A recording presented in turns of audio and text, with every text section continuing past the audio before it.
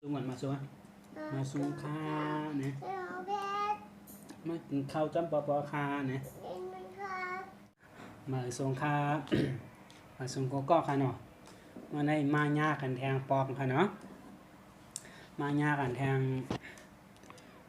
หางคำแทงกันเนาะมันได้มีหูหมูยางเขาว่าพี่น้องเนาะนี่ครับหูหมูยางเยาก็มีแทงน้ำจิ้มค่ะเนาะตั้งน้ำจิ้มเผ็ดๆเห็นไหมครับผักกำก็ได้มีผักกาดขาวผักกาดหมอกเนาะผักกาดหมอกผักกาดลุงผักกีจ้ะผักกีเนี่ยเนาะมาค่ะกูก็มา มากินหูหมูยางเขาเนาะมาเขากูก็มากินจ้อมกันครับมาหูหมูยางก่อน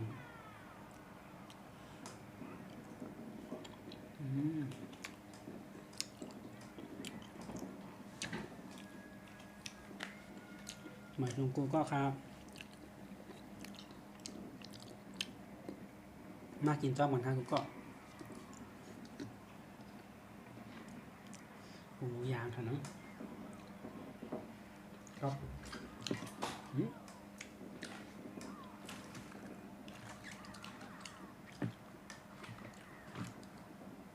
ผักกาดหมอกครับ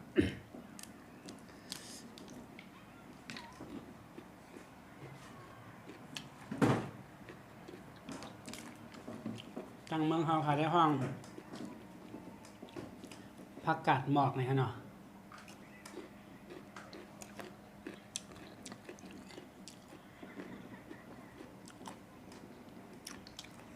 คนไต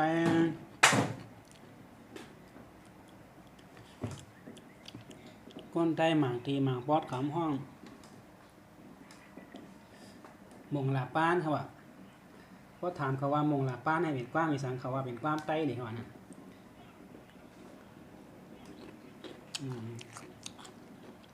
ความใจป้อนในป้อนก็มันเหมือนกันเท่านั้น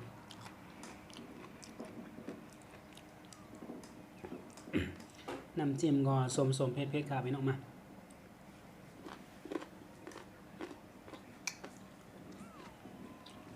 ผักกาดหมอกดิบครับ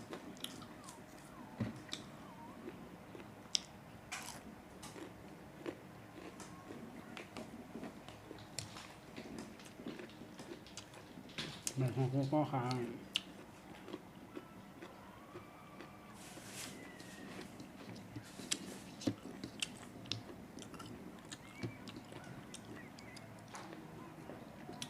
โหค่ะเนาะมาเกี่ยวก็เดี๋ยวมาคุบครอบคุดคาดอีกกันเนาะ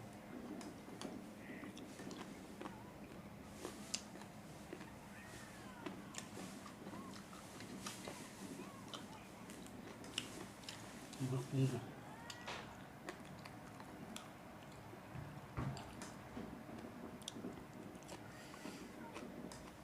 เสียงลมเลยแห้งยังครับพี่น้องเนาะ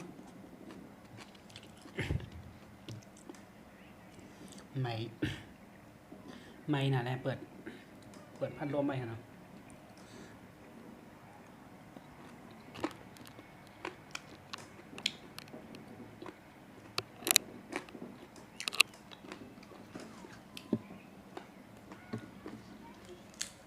ผักกาดเขียวมาบาดครับ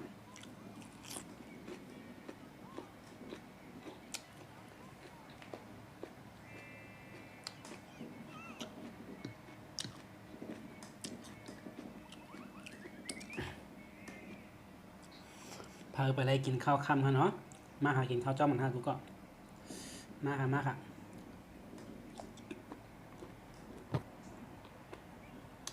หมูย่างครับพี่น้อง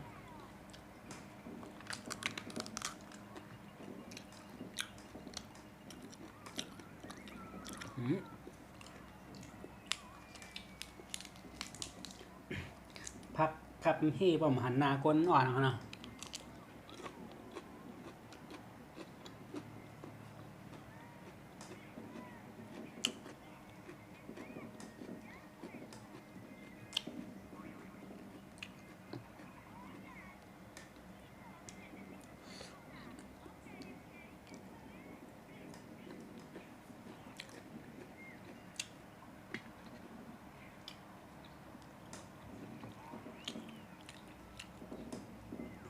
ผักกาดหมอกครับพี่น้อง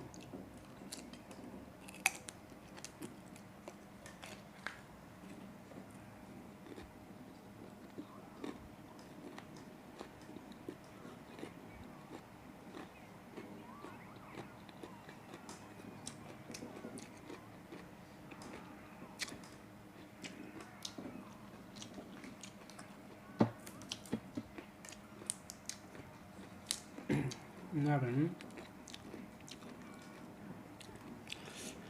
ผักกาดเขียวนะ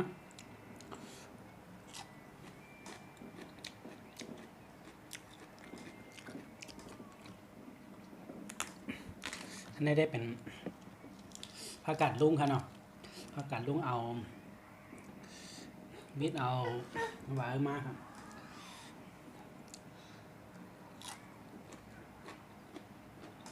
กินกันดู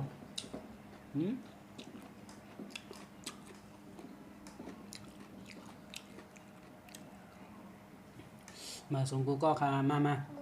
กินหูหมูย่างชอบเหมือนกันกูก็มาแน่กินหูหมูหลายครับเข้ากับตั้นในหุงตั้นในหนึ่งอะเนาะnó phải gì không tại cái mà hạt cô này nó cả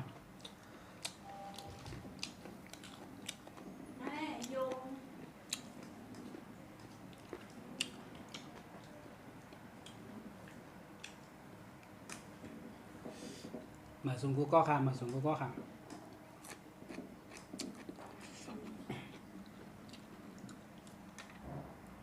ยินชมขอบใจกูก็เตียนเขามาตัวดีเขามาปั่นแห้งค่ะเนาะมาสุ่มกูก็ค่ะยินชมกูก็ค่ะดีเขามาตัวค่ะเนาะว่าเป็นอะไรก็จอยกดไลค์กดแชร์กดติดตามเหมือนกองค่ะเนาะอย่างที่จะเป็นแห้งใจแต่จะเฮ็ดกว่าร่างนาดีๆค่ะเนาะสั่งมาเพิ่มอะไรกดติดตามเนี่ยก็กดติดตามเหมือนพองค่ะเนาะเพราะว่าเพิ่มอะไรกดติดตามมากดติดตามแล้วก็กดเต๊กไม่ตีหิ่งลำหน้าค้างเนาะบ่หมอลาดเด็กๆนะเต๊กตีหิ่งลำหน้าค้างนั่นเองมันจะมีบ่าวความมีคลิปมาลงมาแล้วก็เด็ดสู่เจ้าเดหันจ้อมคูปอกเนาะ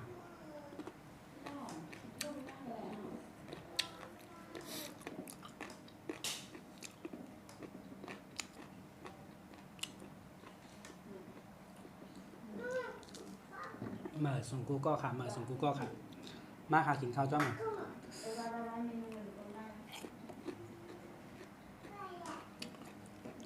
กินหูหมูย่างค่ะน้องจะกินข้าวครับ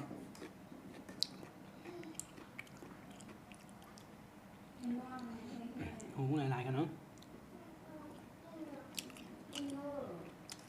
มาส่งกูก็ค่ะ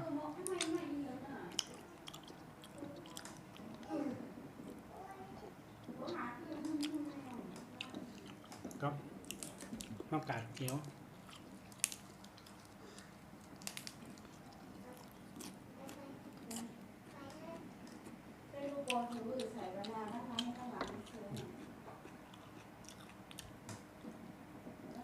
ผักกาดหมอกค่ะเนาะ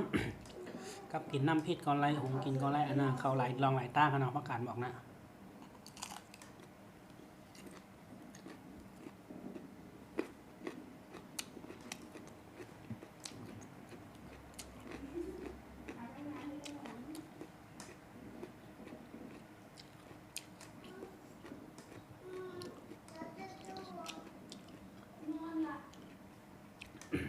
มาส่งก็ค่ะ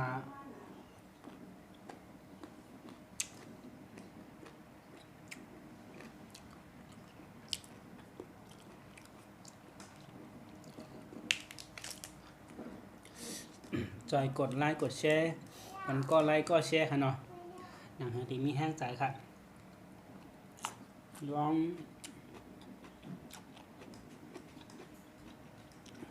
ปึงกูก็ใหญ่ๆนำกันเนาะ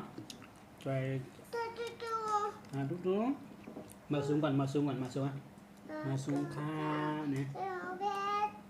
มากินข้าวจ้ำปอค่ะเนี่ยกินหมูย่างค่ะนะกินน้ำพริกค่ะเนี่ย มาค่ะเหมาซุงกูก็ค่ะเนี่ยเหมาซุงไงกันไหมเหมาซุงค่ะเหมาซุงค่ะมาเนี่ยไปซุงกูก็ค่ะเนาะยินจมขอบใจกูก็ที่เข้ามาปันแห้งที่เข้ามาตุ้ยปันค่ะเนาะเมื่อในได้แต่มีหมอนายปองค่ะบอกเรื่องสั่งว่ามีข้าวยำการแทงจ่องเดี๋ยวมาลงแทงกันเนาะยินจมกูก็ค่ะยินจมคุณไอ้ก็ค่ะกูก็จอยกดไลค์กดแชร์กดติดตามปันแห้งใจฟังค่ะเนาะเหมือนสงค่ะ